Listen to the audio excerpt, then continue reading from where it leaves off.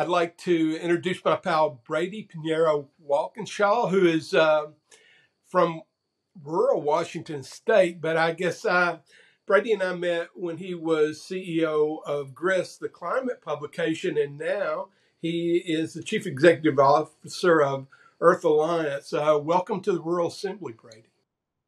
Thanks, Dee. It's great to be on with you. With Earth Alliance, we're thinking a lot about how is it that we can move and inspire people to act on the climate crisis in different ways. And I think for a long time, there have been narratives about how we solve the climate crisis that have not really empowered us to act. And some of the things that we've been thinking about is how is it that we can move from a sense of doom and gloom to thinking about hope and possibility? How is it that we can think about, for many, many years, so much of the environmental movement was about sacrificing in order to address environmental challenges. We've been thinking, how is it you can move from ideas of sacrifice to ideas of benefit, that there are many ways that life will be different, but people can actually be a lot healthier. And hopefully society can be more equitable as we work to solve the climate crisis. And we've been thinking a lot also about how we move from feelings of powerlessness to ideas of feeling like there's power in our collective and our individual action. An example of that is that I think for a long time with climate change, it's felt like something that has been solved or not solved in halls of government, international organizations, and treaties. And there's been a lot of emphasis, and I think de-emphasis on the power of individual behaviors and the power of people to take actions in their own lives about how we're living that can help to reduce the impacts of the climate crisis. So we're thinking about all of those questions and how is it those stories start to show up in media? How do those, for instance, the Daily Yonder and the Center for Rural Strategies does a lot of wonderful work on storytelling and journalism and media. But how is it that we can start to get stories of hope, stories of action, stories of possibility that start to show up in everything from Hollywood to the rural papers that we're consuming.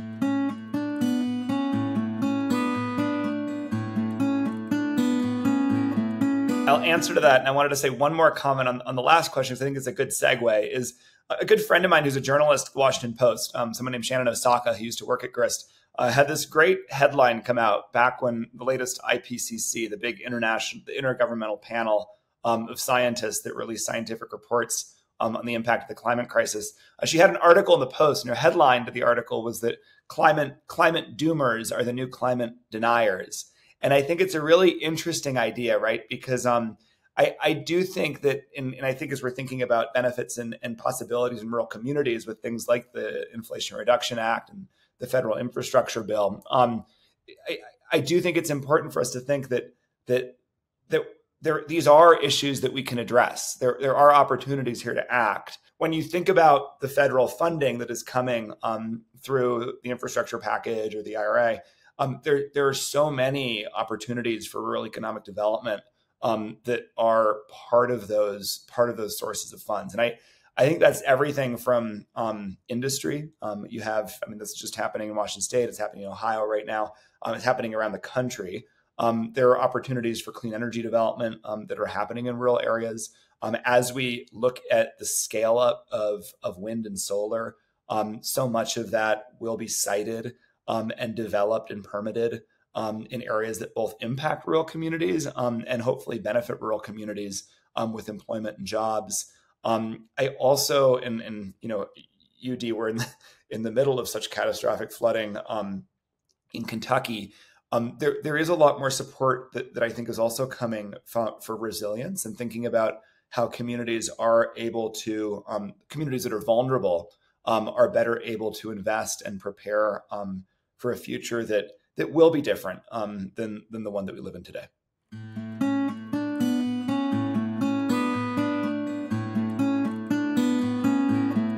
I think that rural communities will be such a pivotal part of solving the climate crisis because of the direct interactions that rural communities have with our natural resources.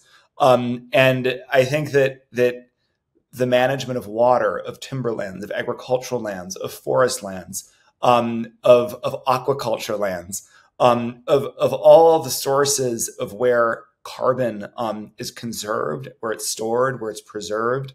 That is a direct interaction that rural communities have with the sources of production and with the sources of ways that we're capturing and storing and managing carbon cycles that are at the root of the climate crisis. And I think that comes up in many ways. I think it comes up in ways that you've seen rural communities organize and stand up in the face of extraction. Whether that's certain forms of harvesting of timber, whether that's drilling or oil or fossil fuel extraction. I think that you also see a lot of solutions coming out of rural areas where you have communities that are implementing solutions at scales that aren't at the size of major metropolitan centers. So it is in some ways more easy to imagine a small community establishing energy independence. It's one reason why you've seen so much progress by a lot of tribes and tribal nations in this country who've really sought to develop tribal energy sovereignty through different ways of clean energy. And the last thing I'll say is that water and public utilities have a huge role to play in helping to solve the climate crisis. And a lot of those forms of governance and participation and management of public utilities, a lot of the best models for those actually come from rural areas. And I think there's a lot of opportunity there to create cooperatives, different sorts of governance structures, different ways of retaining community ownership of resources and assets that affect how we live and think about a future that is reliant and fueled by clean energy.